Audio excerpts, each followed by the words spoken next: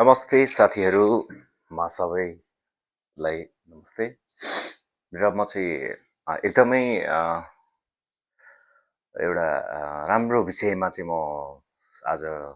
मैले जीवनमा जुन भोगेको कुराहरू जुन चाहिँ मैले चाहिँ लाइफमा अहिलेसम्मको जर्नीमा चाहिँ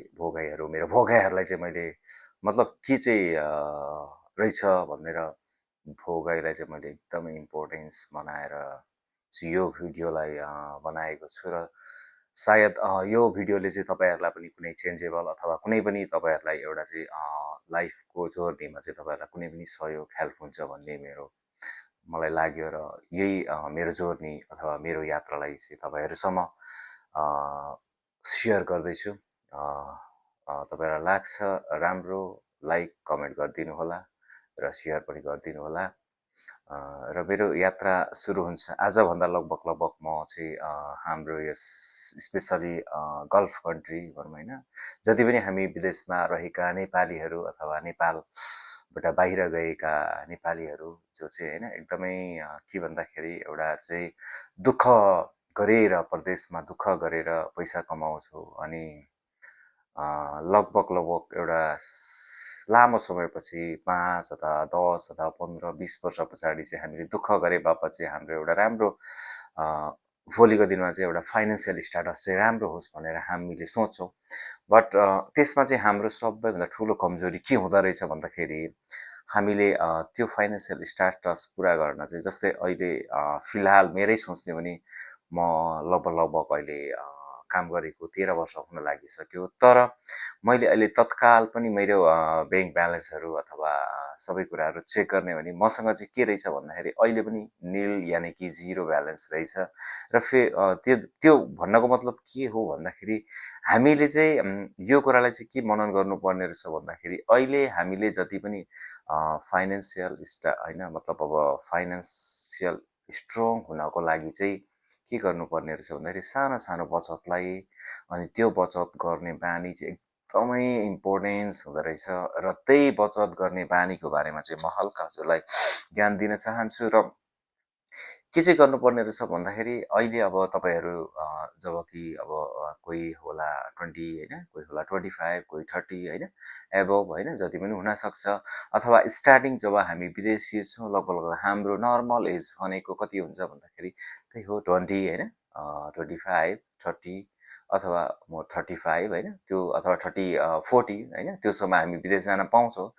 त्यो विदेश गइसकेपछि हामीले दुःख गर्छौँ, दुःख गरिसकेपछि अब हामीले के हुन्छ त भन्दाखेरि हाम्रो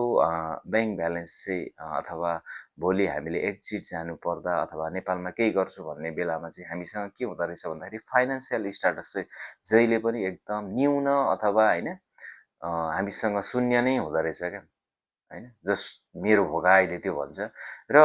त्यसको लागि चाहिँ हामीले के गर्नुपर्ने रहेछ भन्दाखेरि यो जब हामी चाहिँ होइन कुनै पनि कन्ट्री छिर्छौँ, गल्फ होस् चाहे युरोप होस् चाहे अहिले त होइन विभिन्न देशहरू खुलेको छ, जहाँ गए पनि हामीले चाहिँ के गर्न सक्छौँ भन्दाखेरि नेपालको एकाउन्ट पनि खोल्न सक्छौँ अनलाइन होइन, ट्रान्सफर पनि एभ्रिथिङ फेसिलिटिजहरू त छ नि त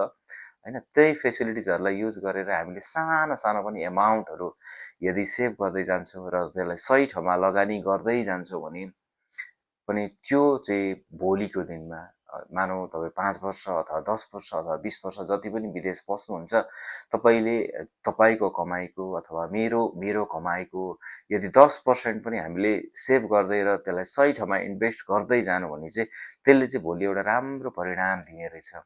र त्यो परिणाम जुन हुन्छ त्यो चाहिँ एकदमै ठुलो एमाउन्ट हुन्छ। र भोलिको दिनमा हामीले कुनै पनि अब हामीले होइन कार्यशक्ति अथवा होइन विदेशै बसिराख्ने प्लान पनि हुँदैन। त्यो बेला चाहिँ हामीले अब देशमा गएर केही गर्छौँ अथवा केही गर्न चाहन्छु भने पनि के हुँदो रहेछ भन्दाखेरि त्यसले चाहिँ धेरै एउटा टेवा पुऱ्याउने रहेछ र सहयोग गर्ने रहेछ भन्ने चाहिँ मलाई एकदमै भित्रदेखि लागेको हो। किनभने म आफैले पनि त्यो भोगेँ होइन, त्यो भोगिसकेपछि त्यही भएर जस्तो आज अब म मानव चाहिँ होइन मलाई पनि बाहिरदेखि अब जान मन लागेको छ एक्जिट होइन, तर अब मैले के गर्ने वहाँ गएर, मसँग त फाइनेन्सियल छैन स्ट्याटस, म यत्रो वर्ष काम गरिसकेँ। त्यो के रिजन हो भन्दाखेरि मैले सेभ गर्न जानिनँ, सेभ गर्न सिकिनँ। र अबको आउने जति पनि मेरा साथीभाइ दाजुबहिनी दिदीबहिनीहरू जति पनि जो विदेशमा हुनुहुन्छ, तपाईँहरूले धेरै ठुलो रकम त होइन, सानो रकमै होइन,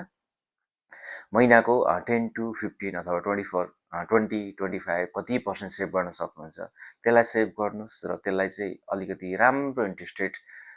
लगभग 10-12% होइन ब्याज दिने ठाउँमा तपाईँले इन्भेस्ट गर्दै जानुभयो भने एउटा चाहिँ लामो समयसम्म चाहिँ त्यसले राम्रो एउटा चाहिँ प्रतिफल दिन्छ होइन। त्यो चाहिँ मैले भोगेको। सो हजुरहरूलाई पनि अब यो ज्ञानले कतिको प्रभाव पार्छ होइन, कतिको ज्ञान लिन सक्नुहुन्छ, कृपया होइन तपाईँहरूको पनि त्यस्तो कुनै सुझाव सल्लाह छ भने कमेन्ट गरिदिनु होला, अथवा तपाईँहरूले पनि कुनै त्यस्तो होइन वैदेशिक यात्रामा मतलब बस्दाखेरि त्यस्तो विषयमा कुनै जानकारी छ भने त्यो मेरो लागि एडभाइस दिनुभयो भने अझै पनि मेरो लागि अझै त्यो पनि राम्रो पक्ष हुनेछ र हामीले एकअर्कालाई यसरी नै सेयरिङ गर्दै गयो भने भोगेका अथवा होइन देखेका कुराहरू जसले चाहिँ हामीलाई के गर्दो रहेछ भन्दाखेरि भोलिको दिनमा चाहिँ सरसहयोग अथवा सपोर्ट हुँदो रहेछ। Thank you.